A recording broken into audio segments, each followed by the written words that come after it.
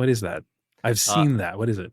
it's an RPG. It came out maybe 2 months ago. It's pretty new. And the shtick is that people live in this city, and there's this giant monolith across the ocean that they can see, and it has a number on it. And if your age matches that number, you get what they call gommaged, which is you kind of just disappear into flower petals.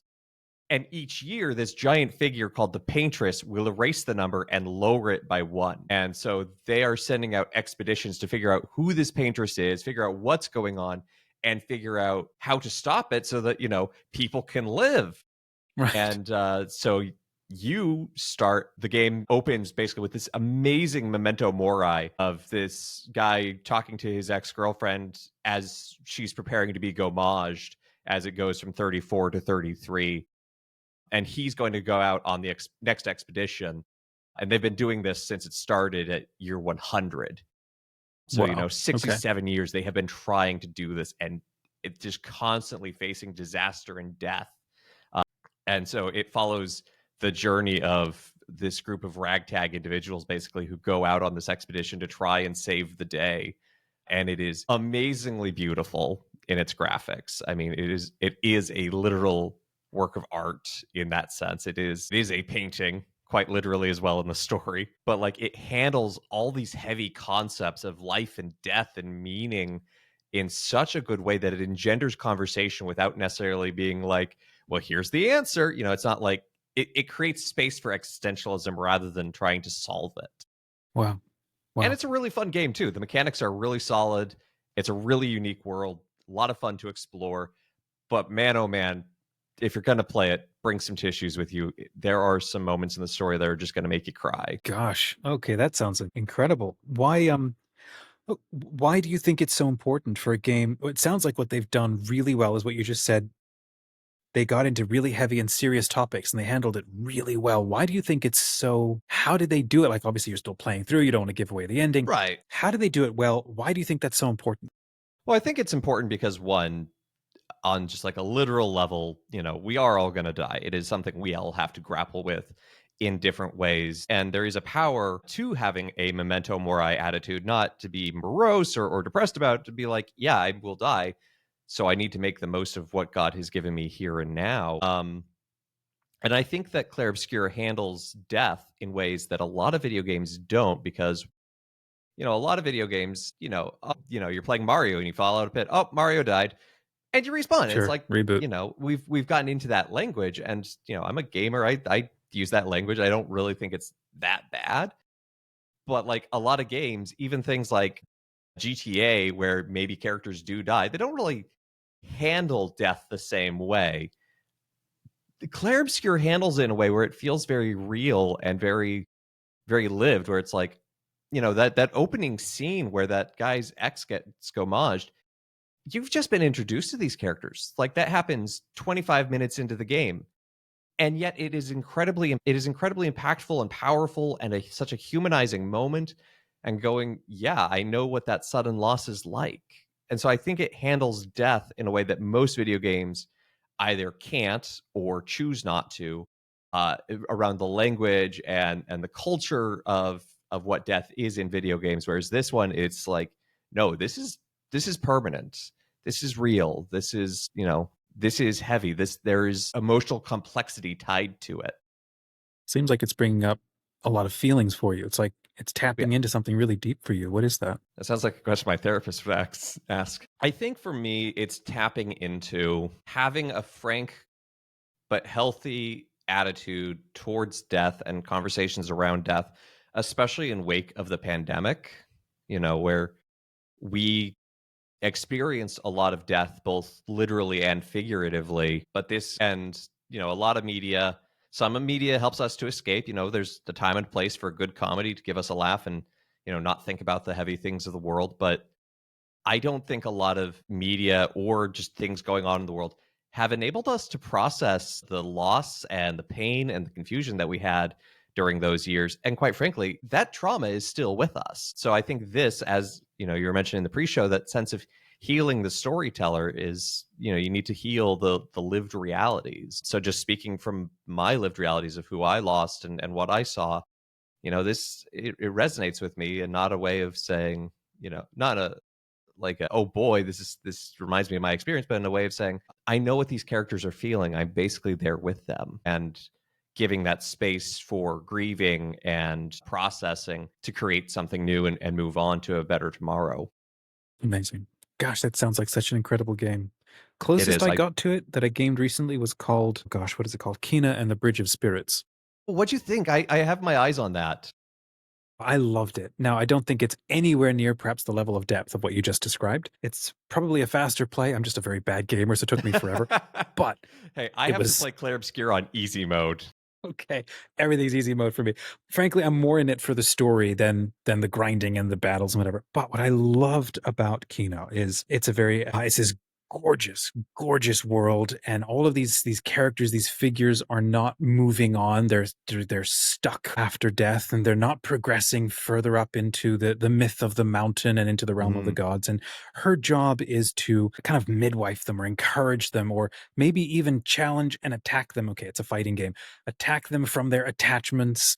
And that creates a space of freedom for them once they lose after death to realize, oh, I am not that to which I was so attached. hmm And then they're able to progress on. And so she's going around healing the land constantly by helping all of these figures to move on. And I mean, the game itself is stunning. I love games that encourage a meditative engagement with reality, kind of like Cal Kestis in, Oh dang it, yeah, what was that Star Wars game? Star Two of them. Wars Jedi Survivor and Yes, Jedi Outcast. yes, yes. I loved the healing moments where you pause for to save the game, and then he sits in a meditative stance, and then he enters kind of a perilous realm, sort of a meditative imaginal space. And I thought this is to help bring this back into our human psyche that this is a good thing to calm down and to recenter. That's step one towards, well, this goes in the next part of our conversation. Step one towards healing your sense of self so that you're not just running manic, just trying to kill everything, but that you're actually here to try to accomplish something, maybe try to hmm do some sort of good while you're here.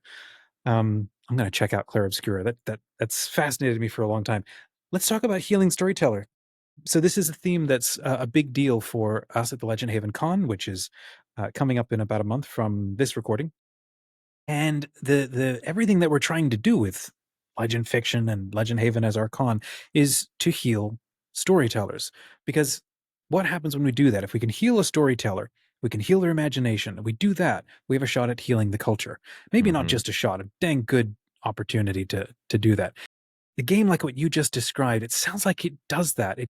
It forces you or it invites you to feel through and think through something you might have ignored, or especially like you said with the pandemic, there's trauma there that we haven't metabolized, we haven't integrated, we haven't thought through. We just keep ignoring and just running, running, running. That's what I think is the value of good fiction, maybe, and good games and good movies is you stop for a minute, for an hour, do a bit of processing, and you're not forced into it either. And this is actually one thing I love about gaming as a medium. There's a specific passivity to movies.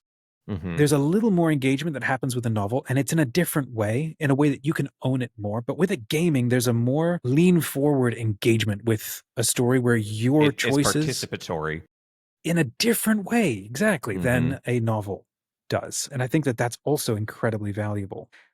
I'm curious what goes through your mind, healing the storyteller to heal the imagination and that can heal the culture. This theme that stories save souls, or stories are the language of the soul, right? And so we need good stories. And hmm what goes through your mind with something like that? Yeah, I mean, what goes through my mind is a lot of language, honestly, around ministry and priesthood and religious life.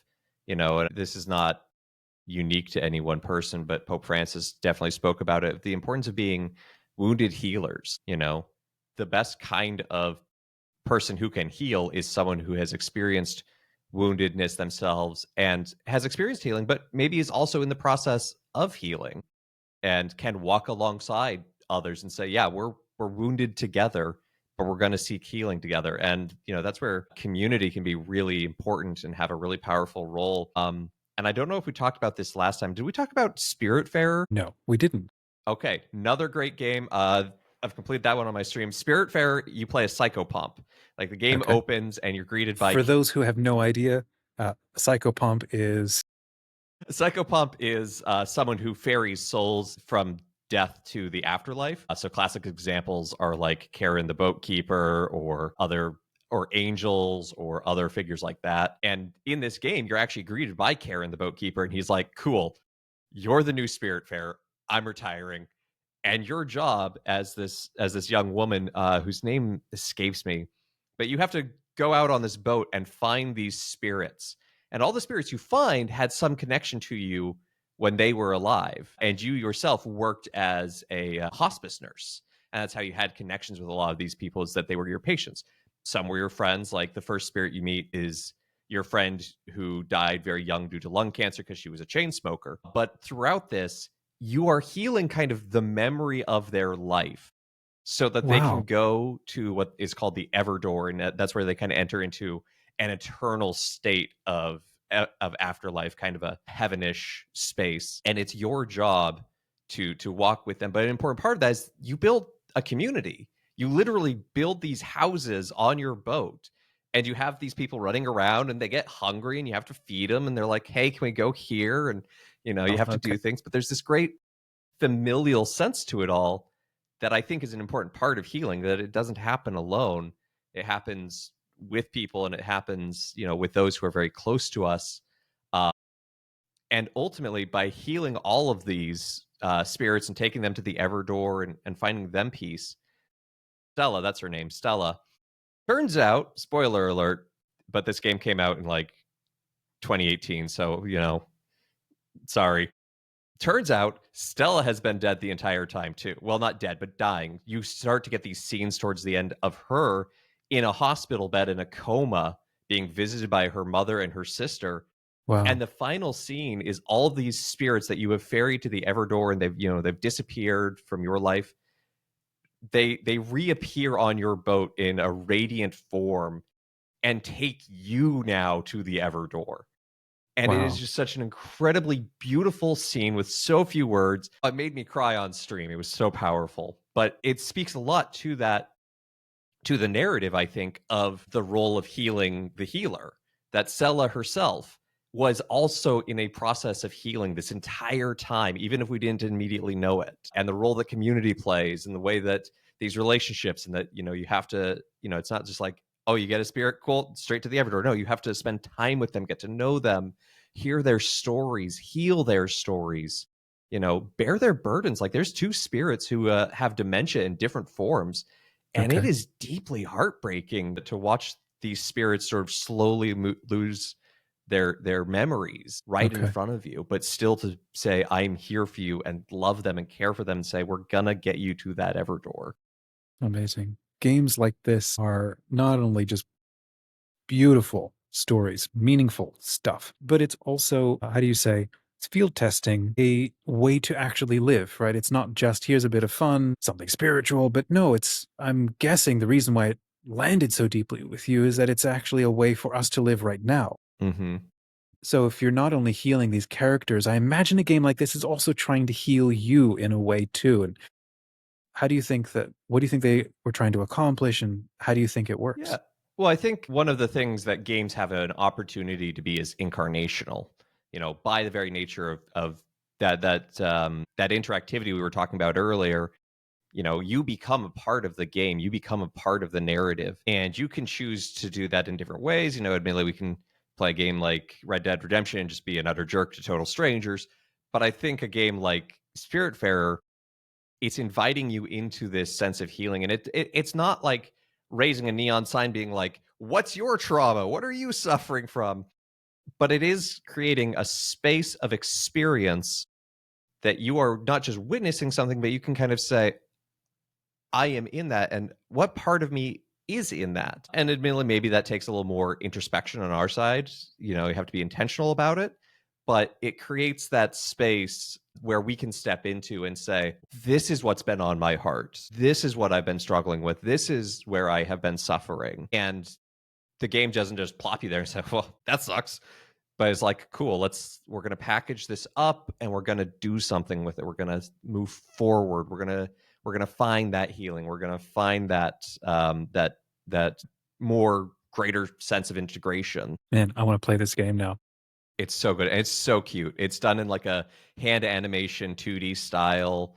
It's got a ton of character visually, great soundtrack, super chill. It's like Animal Crossing meets the Grim Reaper. Funny. That's great. So, because this community is and this show is for people who love storytelling, what do you see, or what would you recommend for those who are going into creating games or creating media fiction? These kind of, I would use a fancy word, liminal spaces that we enter into. It's kind of a shared space to field test something, to become something else for a minute, and to find a different way to heal through something that you wouldn't normally be paying attention to because life is just busy and there's jobs and everything. And that's why I think we turn to fiction, is to learn from somebody else's experience and kind of feel through that without being, have somebody waving their finger at you like, this is how you should be, to, here's the answer to the test.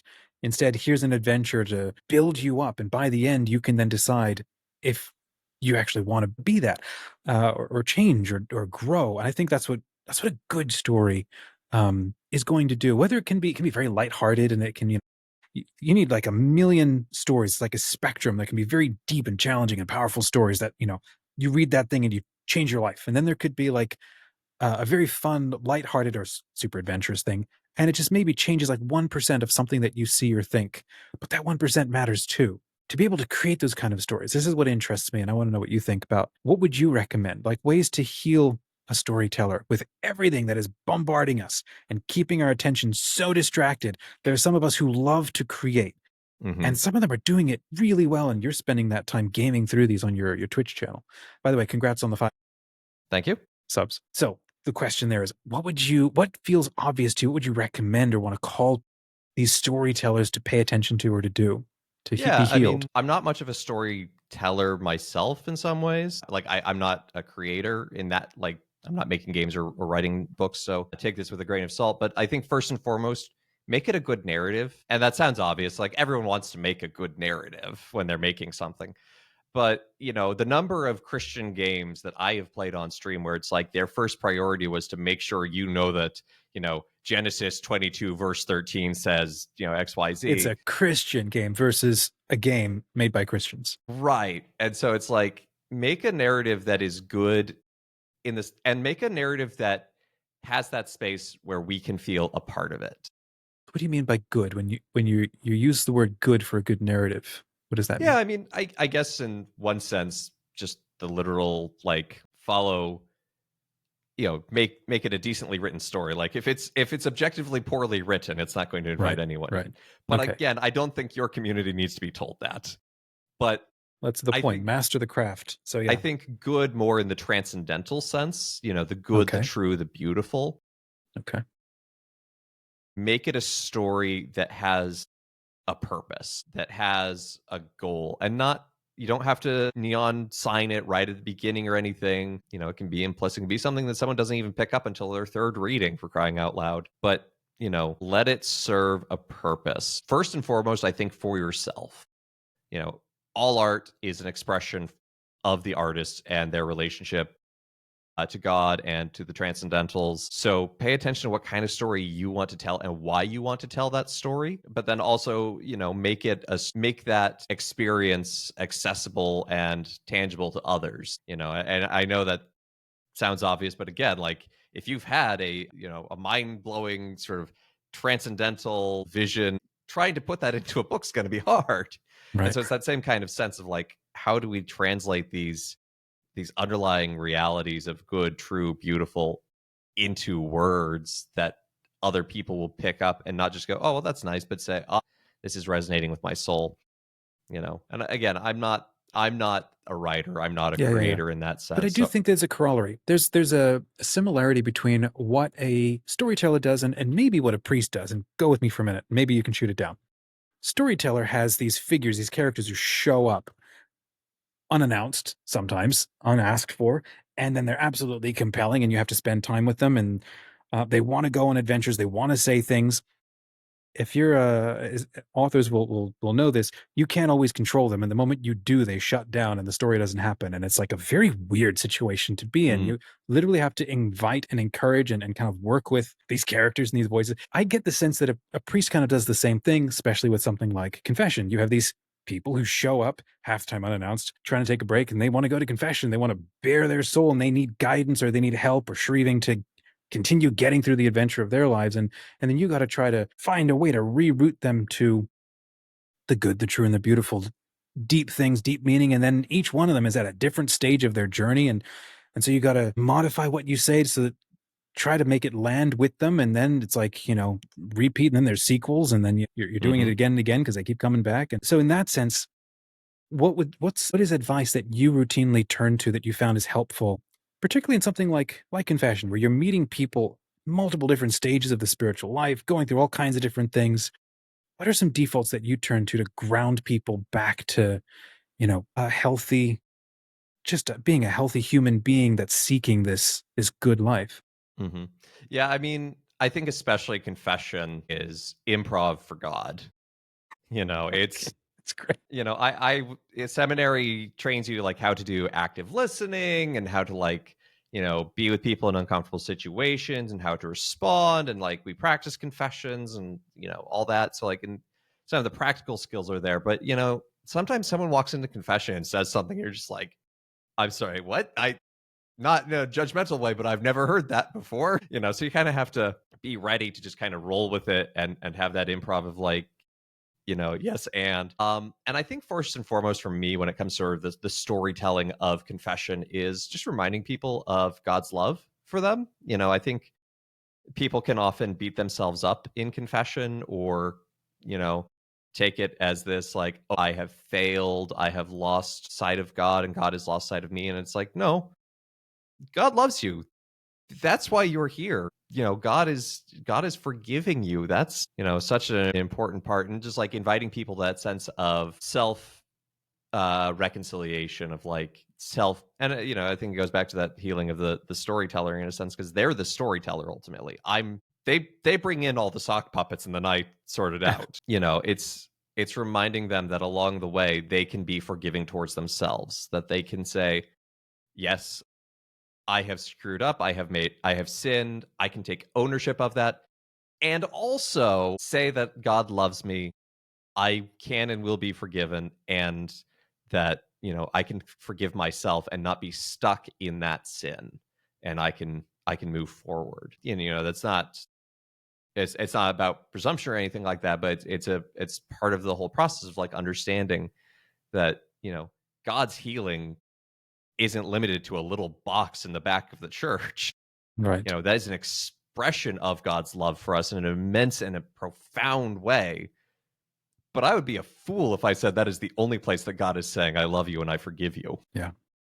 So, talking about auditing oneself and building a better life, I want to follow up with a conversation we had last time. And if people want to go check out the previous conversation, I'll probably link to it in this video. But we talked less than a year ago or something that was a while back about this idea of leaning into gaming and how gaming, especially D&D, could help us with building maybe a better spiritual life or a better spiritual engagement. When I say spiritual engagement, I just mean mostly a more holistic Mhm.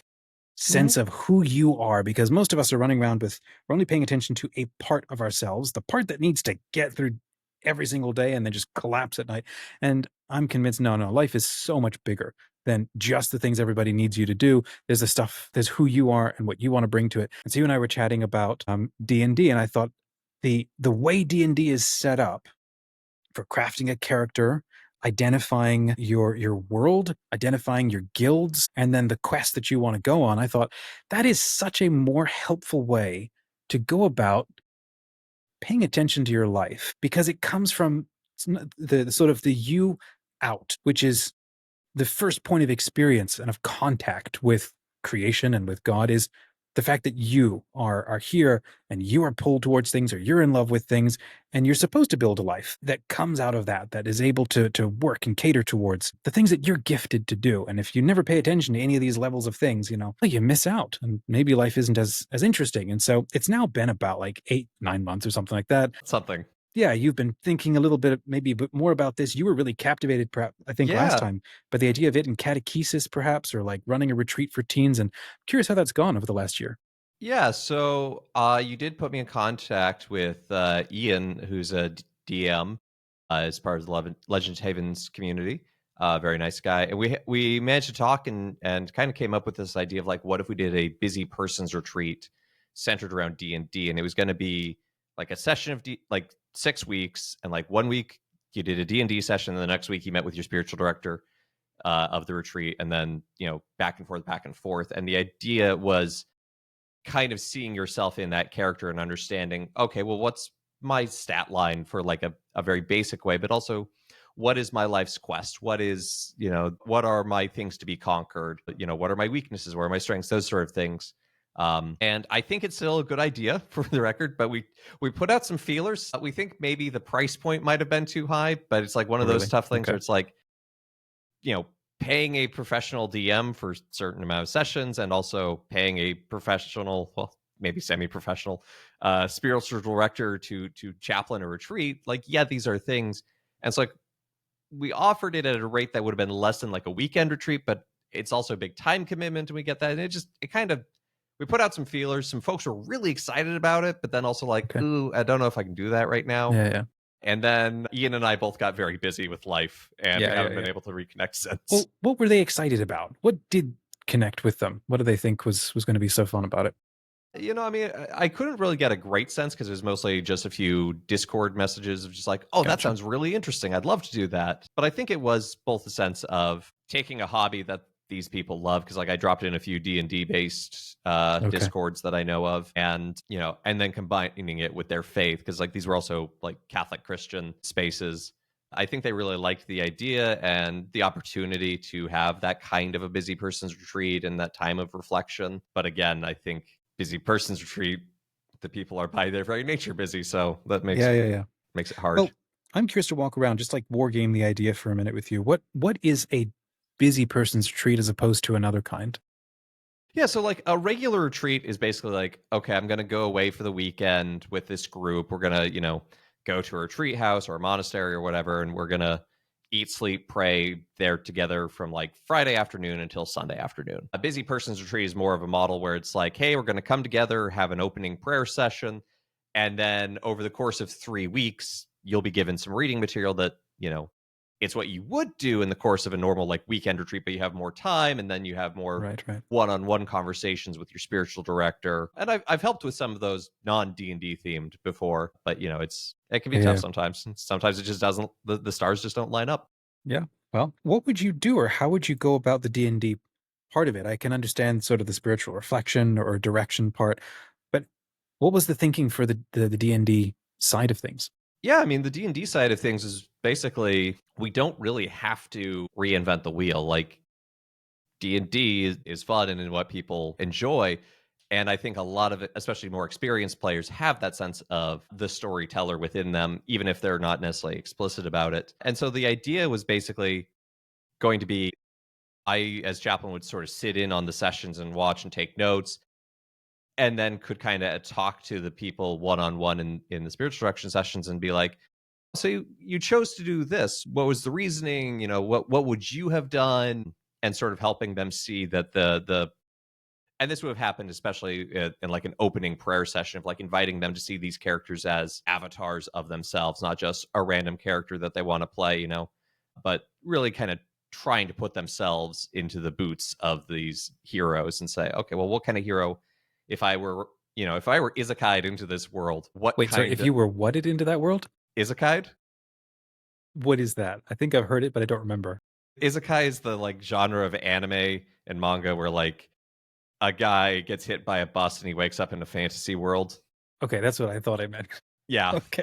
So Yeah. I just love, I don't really read a whole lot of manga or anime, but I just love that it's a verb now. Yeah. Oh, that's But, great. but yeah, so like, were you to wake up in the Forgotten Realms or in right in front of Baldur's Gate or whatever, and you were like given a magic tablet that was like, pick your class and race, what would you want to be?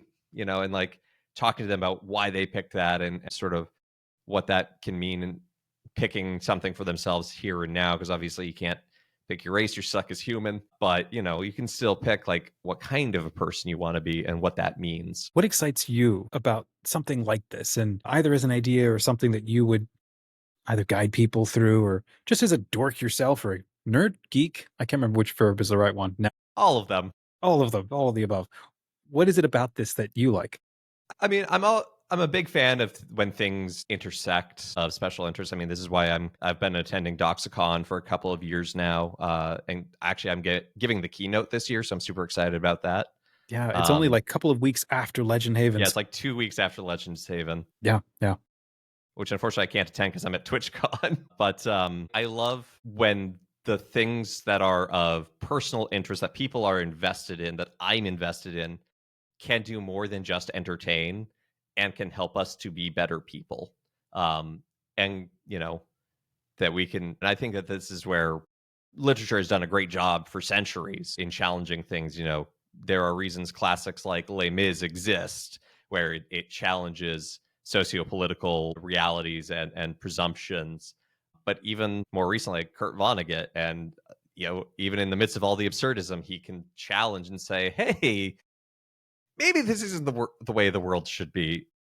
And I think there's a sense that we can see the power. And I'm a huge fan of existential philosophy in general, and I think that things like D&D help channel that kind of natural existential angle in our hearts to choose who we are and what that means, and can kind of help us to see, here and now, I do have the choice to be a good person. It's not a passive thing. It's an intentionality. It's an active thing. I don't just wake up and win a Nobel Peace Prize. You have to actively work for something to earn one of those. So This was such a fun conversation. Where can people find you online, and how can they find you and sub to you on Twitch?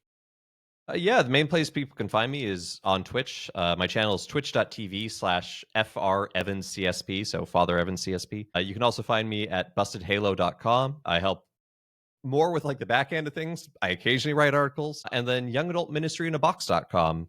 Keep an eye on that, as it will be rolling out its debut hopefully this coming January. So I think those are really the main places. That in Church of St. Paul the Apostle, New York City. I preach here on occasion, and so you can watch the live stream mass and you might catch me there.